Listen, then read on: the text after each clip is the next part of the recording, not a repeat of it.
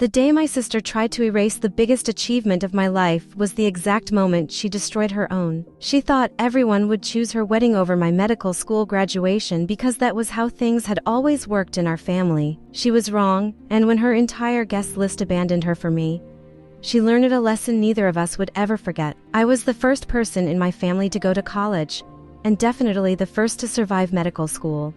Nobody in my family really understood what that meant. They acted proud when they talked about me to neighbors or distant relatives, but privately they treated my education like some strange hobby I refused to outgrow. My parents spent years asking why I kept putting myself through so much stress when I could have settled down and started a family already. According to them, my younger sister Madison had figured life out much sooner than I had. She married her high school boyfriend at 19, had 3 kids before 26, and built the kind of suburban family my parents loved showing off on Facebook. Meanwhile, I spent 8 years surviving on caffeine, instant noodles, and 4 hours of sleep. I worked 3 jobs while going through medical school because scholarships only covered part of my expenses. During the day I attended lectures or hospital rotations, and at night I worked shifts wherever I could find them. There were weeks where I honestly forgot what it felt like to rest. While my sister posted pictures from beach vacations with matching family outfits, I was memorizing anatomy charts and hospital stairwells between shifts. Every holiday, every birthday, every family gathering eventually turned into someone asking when I planned to stop making my life harder than it needed to be. Still, I kept going because becoming a doctor was the one thing in my life that belonged completely to me. When I finally matched into a residency program, I cried alone in my apartment for almost an hour. Not because I was sad, but because after years of exhaustion and sacrifice, I had actually done it. I immediately called my parents to tell them the graduation date.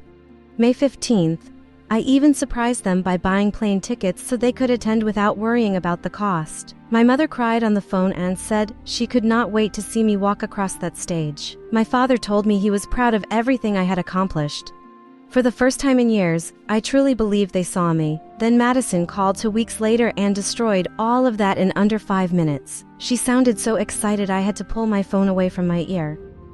She announced that she and her husband Brandon were finally having the wedding celebration they never got to afford when they were teenagers. Apparently they were renewing their vows for their 8th anniversary and throwing a huge ceremony with family, friends, flowers, music, and everything else she felt she had missed out on. Then she casually mentioned the date, May 15th. At first I thought maybe I heard her wrong.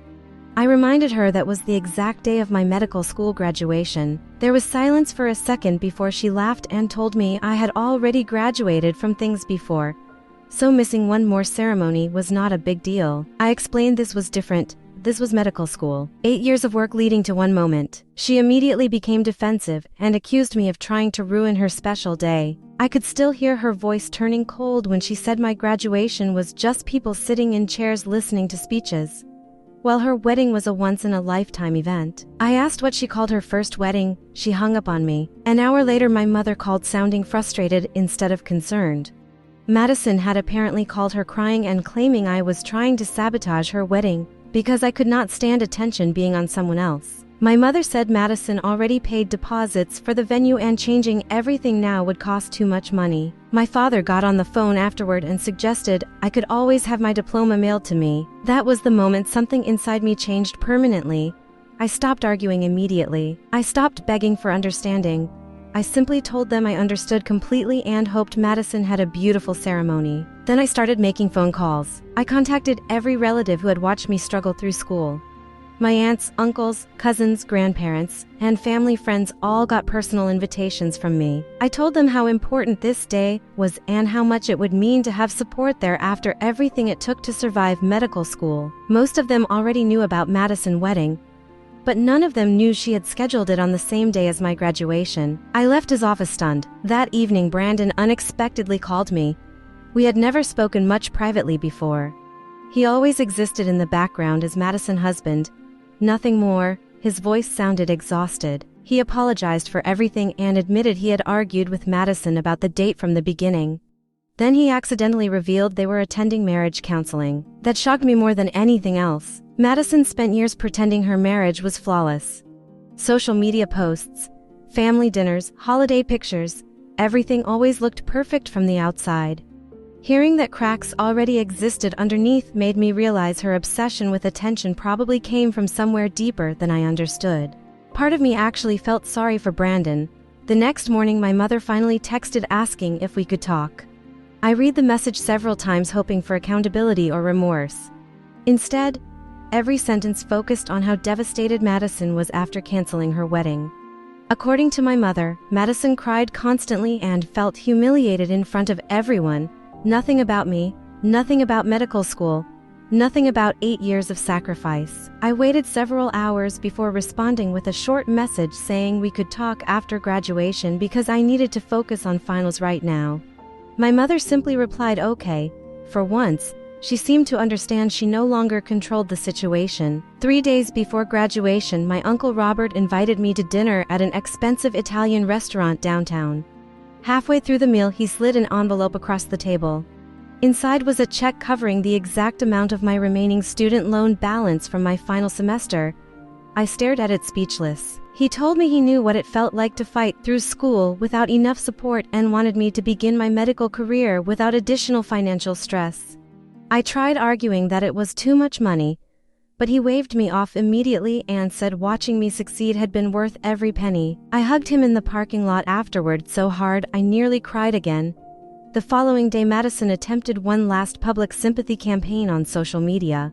She posted a long emotional rant about betrayal, selfish family members, and people abandoning her during important moments. It was obvious she wanted everyone to view her as the victim.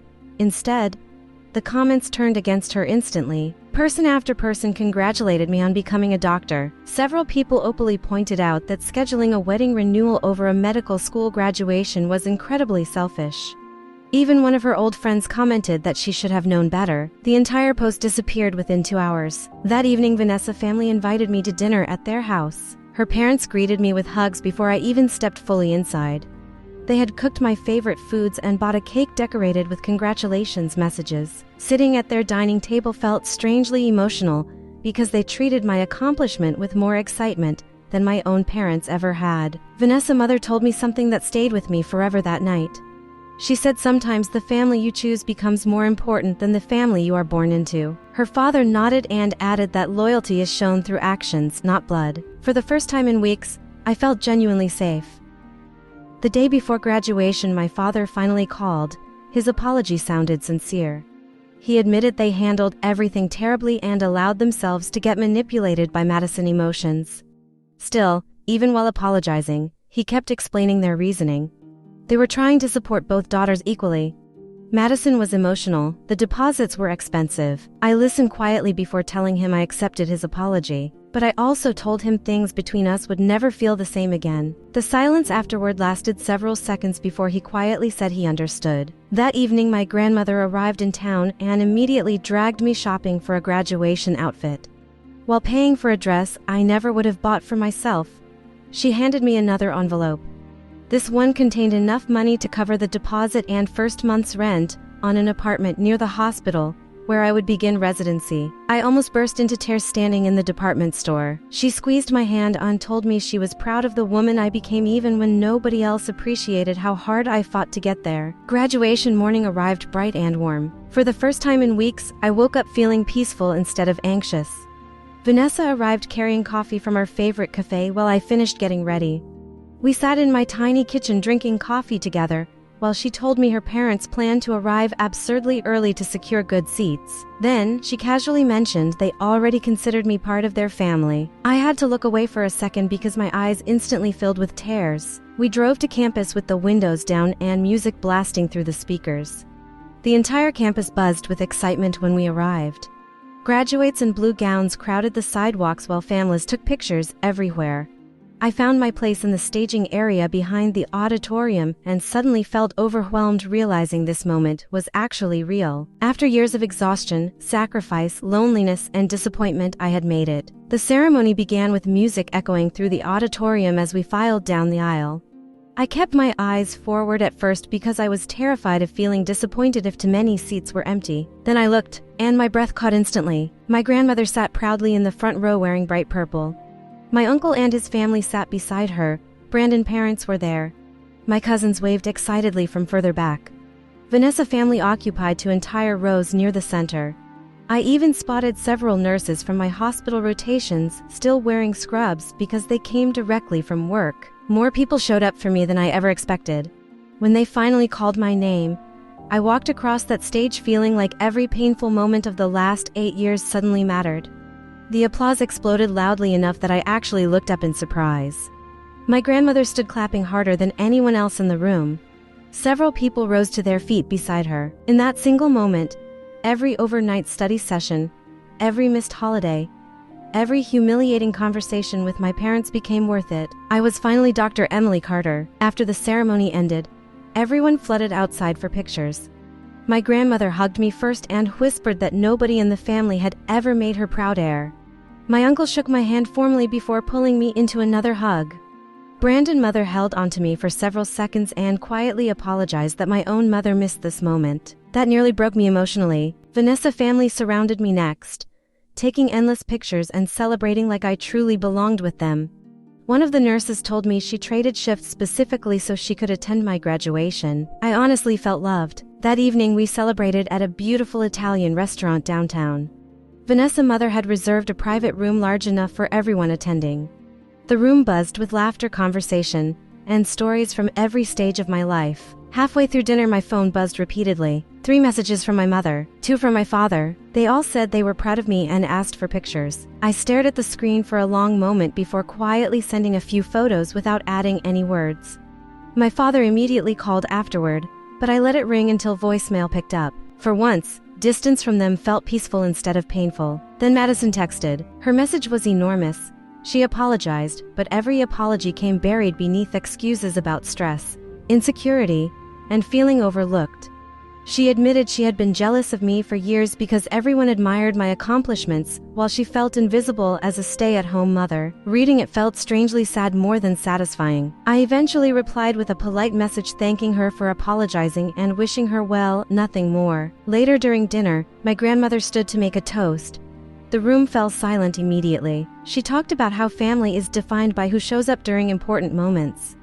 Then, she calmly announced she planned to update her will because recent events clarified which relatives genuinely valued family and which ones only valued convenience. Finally, she looked directly at me and announced she intended to leave me her house someday because I consistently showed up for her throughout the years. The entire room understood exactly who she was talking about.